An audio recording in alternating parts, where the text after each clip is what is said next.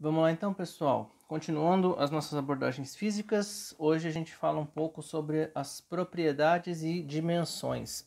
Vocês vão ver que basicamente é uma leitura do que a gente tinha feito até agora, mas tentar aplicar um pouco, né? Então, o que a gente vai tentar aplicar nesse momento? Todas as unidades e conversões que a gente viu, não todas, né, mas tentar dar um sentido para que todas elas possam ser aplicadas. A questão das forças, né, então entender onde é que essas forças se aplicam e como elas se aplicam, e um pouco da conceituação que a gente teve de energia e de trabalho, né. Mas para isso a gente não pode sair aplicando, né, simplesmente achando que vai colocar tudo isso num lugar, vai ter uma resposta e pronto, né, não é uma coisa tão simples assim. Então, antes de qualquer coisa, a gente precisa entender bem isso aqui, ó. O que é que a gente chama de modelo, né? O que é modelo? Modelo, basicamente, é a gente tentar simplificar alguma coisa para que atenda às nossas necessidades e a gente possa aplicar, então, unidades, forças, energia, trabalho naquele meu sistema, tá? Então, naquele meu objeto. Para tentar deixar um pouco mais claro, vamos imaginar o seguinte.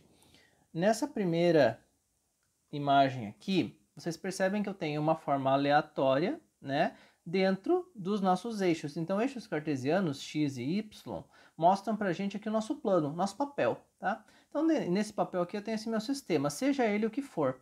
Percebam o seguinte, ele não é regular, ele não tem forma definida, ele não é algo que provavelmente se repita igualmente, então provavelmente vamos supor que seja um desenho exato de uma célula, por exemplo.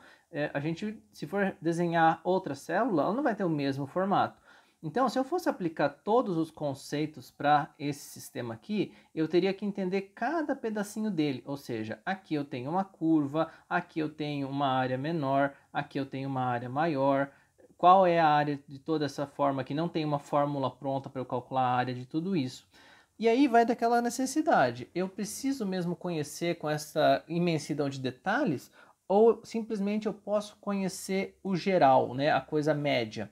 Vamos tentar imaginar o seguinte, se eu falar para vocês, o tamanho de uma célula, ela é importante se a gente for estudar microbiologia. Agora, se eu falar o tamanho de uma célula em relação ao tamanho do planeta, é um tamanho insignificante, né? Então é um tamanho que para nós, se eu considerar como um ponto ou o desenho da célula, vai dar a mesma coisa, né? Porque eu estou falando de uma grandeza, né? De uma média de tamanhos ou de uma média de formas, tá? Então é para isso que eu posso simplificar em modelos.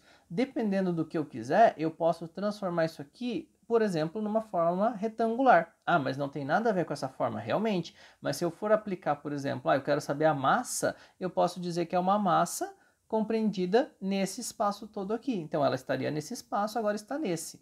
Dependendo do que eu preciso, essa simplificação me é suficiente. Mais do que isso, eu preciso simplesmente saber o tamanho médio, né, a distância entre um ponto e outro. Eu posso simplificar como uma reta, dizer que esta reta simplifica este meu desenho aqui. Mas eu só quero saber, por exemplo, a massa dele. Nada mais além da massa. Eu não quero saber dimensões, eu não quero saber paredes, nada. Eu quero saber só a massa. Eu posso simplificar, então, como um ponto.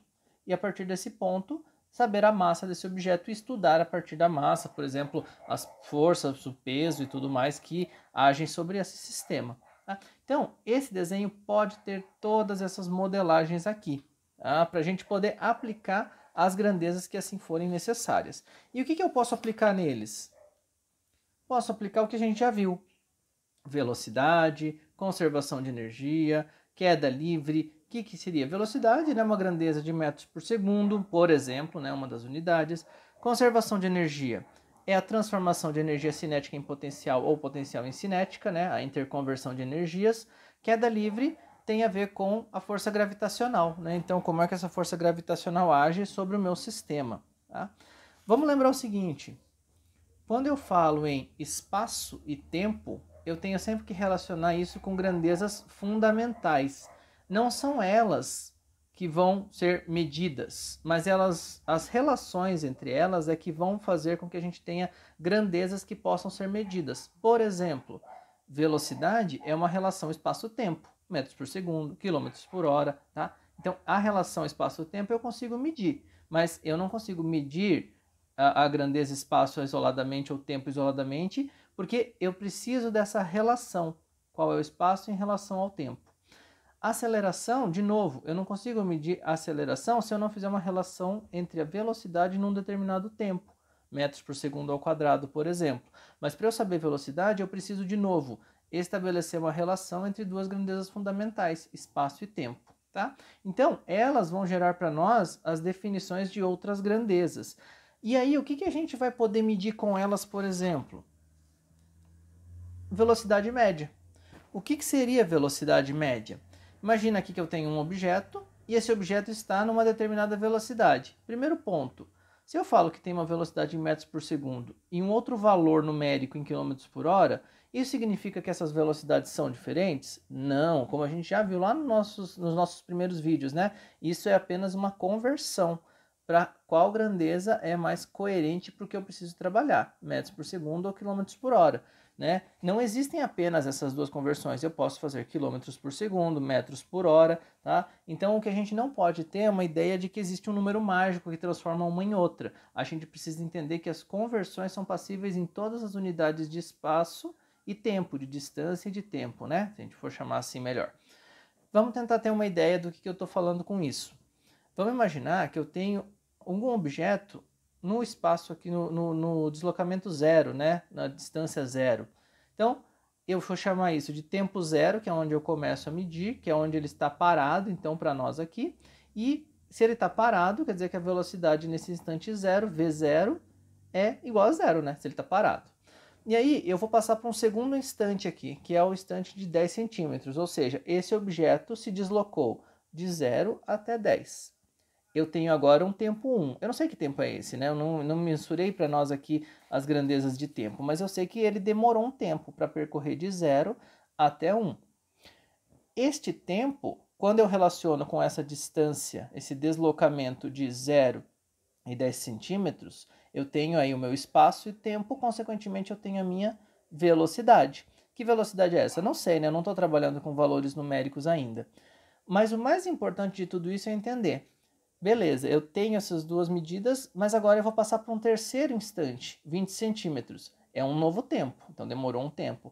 Mas eu sei se esse tempo ele aumentou ou foi igual. Por exemplo, se ele foi mais rápido para aqui, se ele foi mais devagar, ou se ele foi com o mesmo tempo nessa distância também de 10 centímetros. Não sei. Então eu tenho duas possibilidades de velocidade. Que ela se mantenha x, ou seja, que ela seja igual à velocidade 1, ou seja, que esse sistema tenha uma velocidade constante, ou que ele tenha uma velocidade y, quer dizer, esse tempo aqui foi diferente, então mudou. Não necessariamente as velocidades se mantêm, então é por isso que a gente usa esse termo, ó, velocidade média. Tá? Depende do intervalo que eu quero. De novo, tudo vai depender da minha necessidade. Se eu quiser trabalhar com um sistema grande, com um sistema mais genérico, eu posso fazer intervalos maiores. Se eu quiser saber mais em detalhes, eu posso fazer intervalos menores. Então, eu posso dividir isso aqui em 5 e 5 centímetros, posso fazer divisões em 2, tá? E por aí vai, conforme for a necessidade. Tudo isso vai levar a gente a uma lei da física bastante importante, que é a chamada primeira lei de Newton, que vai discorrer sobre um termo que a gente chama de inércia. O que é inércia, né? Basicamente, simplificadamente, inércia é a propriedade que um corpo tem de, em movimento, permanecer em movimento, ou parado, permanecer parado, tá? Então, quer dizer, se o corpo está em movimento, ele vai continuar se movendo. Se ele está parado, ele vai continuar parado. Quem é que vai fazer com que esse sistema de inércia seja barrado, né? Seja parado, seja interrompido? Atrito. Tá? Então, por exemplo, se o sistema está em movimento, o que vai fazer ele parar? Atrito. Atrito de quem? Resistência do ar, resistência do solo, resistência de uma força contrária a ele, de algum outro sistema. Então, se não tiver nenhuma força dessa aqui, por exemplo, se for um sistema sob vácuo e ele estiver parado e nada agir sobre ele, ele vai continuar parado. Se ele estiver se movendo, ele vai continuar se movendo. Mas onde é que a gente pode aplicar nesse tipo de coisa, ou pelo menos alguns dos conceitos da primeira lei de Newton? Vamos imaginar o seguinte, ó. Eu tenho aqui o meu sistema. Ah, então é uma caixa. Não, eu posso falar que isso aqui é uma ave. Lembra que a gente falou ali no começo sobre modelagem? Então, pode ser um modelo de uma ave. Eu não estou interessado no formato das penas, no formato do bico, no formato dos olhos. Eu estou interessado simplesmente num objeto de massa X, uma massa qualquer. Ele é simples, ele é complexo? Depende, porque eu vou estudar. Para aqui, por exemplo, ele até é complexo. Eu posso dizer, por exemplo, que é só um ponto, tá? Mas eu poderia precisar de mais detalhes, precisar de uma área total, um volume que esse sistema ocupa. Que forças eu tenho aqui representadas? Eu tenho um sistema de forças aqui favoráveis que essa ave faça um voo ou uma trajetória, né? Então, forças favoráveis.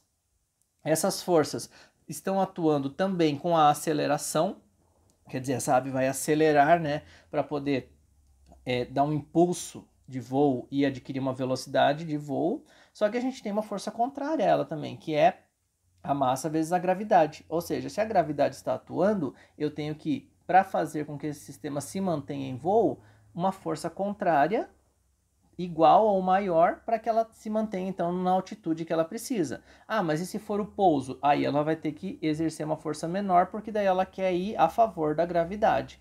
Tudo bem? Deu para ter uma ideia? Galera, qualquer coisa, dúvidas?